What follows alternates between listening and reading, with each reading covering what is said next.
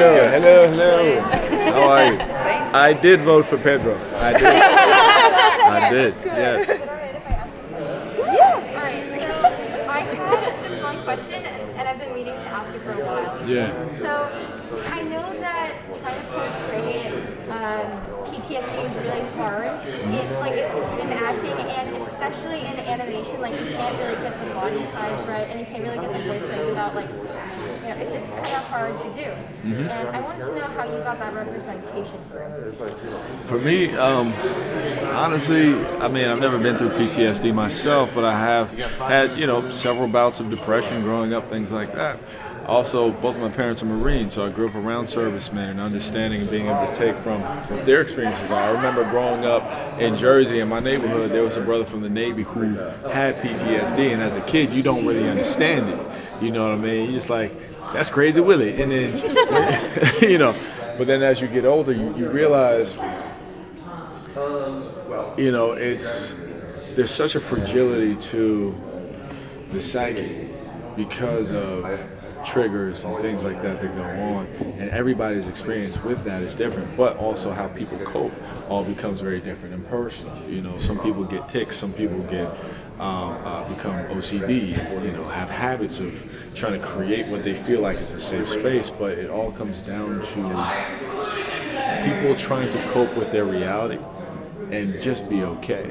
And I think there's a way that we can all connect to that in our own ways. So I was just trying to make sure that with his intention, it was honest, and how we represented that was, obviously through the writing, but just as far as vocally, making sure that you felt a little emotion, felt or heard or understood, where his mind was at. And it's tough to do through the voice only. Through expression, you can give all that, but through the voice only, you just really have to imagine and tap into what people hear and how they hear it, and what they connect to. It's like saying something, but then also hearing the crack of somebody's voice when you hit a certain word. You're like, oh, that's a trigger. You know what I mean? So I hope we hit it, but I'm glad that we were able to at least tap into that and have that conversation, because it's a real thing. Before I said my question, I just realized all of you guys are wearing green rings. Did you all plan that? The whole cast, everyone I know is Are we all? That's awesome. A different variation of a green ring. Well, this I just received as a gift. So. Yeah, I think they all did. That's what she was. Yeah, so I was like, all right, man, this is cool. I'm jagging. Yeah. What was something that was really exciting for you to portray about this character? Was there a specific scene that you loved for portraying for John that you're looking forward for people to see? So I can't say what scene was my favorite because it would give away a lot of spoilers. But so rounding out to his entire journey all the way through is awesome. I love the relationships that we have, especially the relationship with Ollie, Green Arrow, and then also with Hogro. But what it all leads up to in terms of this journey, especially when we get to the end and we really reveal what the truth is, what's really been going on. That to me is like where people are going to lose their stuff. It's like, oh yeah, and somebody like, I knew it. No, you didn't. Shut up.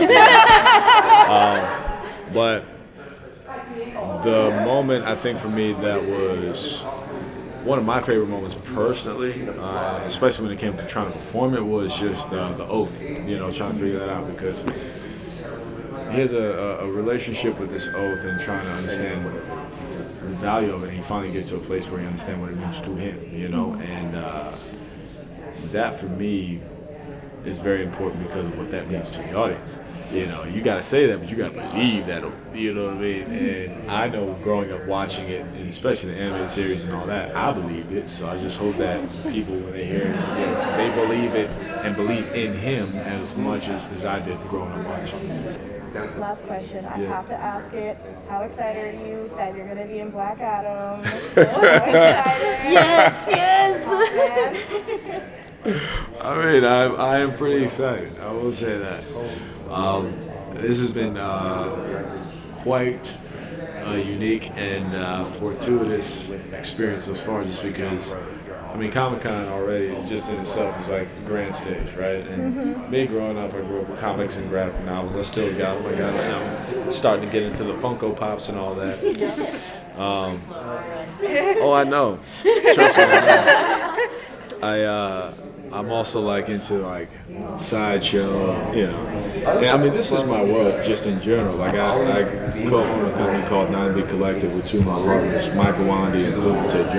And we do conceptual work. We build out art, create characters for projects we develop for companies, and our company is responsible for, we designed and created the Blue Beetle costume. And a couple other, we did some other work there, so like I said, I'm a fan through and through, and I guess tied to DC in many different ways. But for me, just being able to have all of these experiences at the same time in the same space, I don't even know what to make of it. Honestly, I'm just taking it bit by bit. I'm very, very lucky. Like today, we get to show this film to the fans directly, and we haven't been at Comic-Con for a couple years. Everybody's excited to be here. I'm with it, you know. And then, of course, with the rest of it, you know, with Black Adam of it all, and just a dream come true. So I'm just trying to take it, pace myself bit by bit, and not lose myself in it. But it is really cool. Awesome. Yeah. Can you give us a signal? Oh, dang. He's like, he's like, quick. Oh, God dang it. He keeps popping up. I know, he's just I will answer very quickly. Oh no, he's right there. Thank you so much. Have a good one.